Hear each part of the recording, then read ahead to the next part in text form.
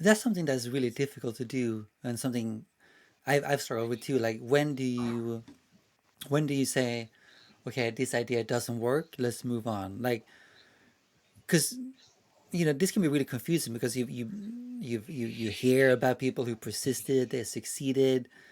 So how do you guys draw the line of let's work on a particular idea until, do you give it a timeline, or is it on certain milestones? If it doesn't reach, you say, okay, let's drop this idea? Or when do you say let's keep going anyway?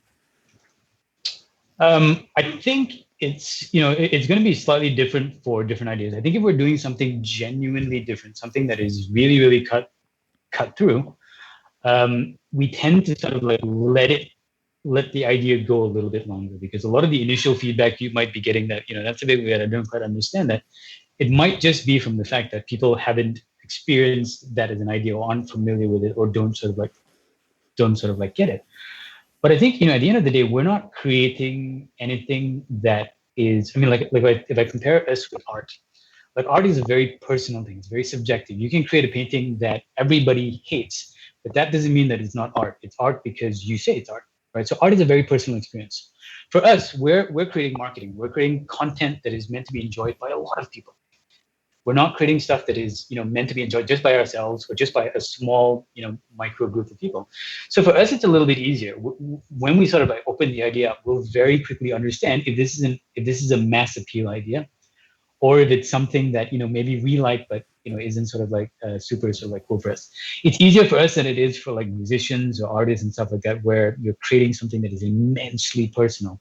For us, we have guidelines where is this right with the brand, is the community going to like it. Mm.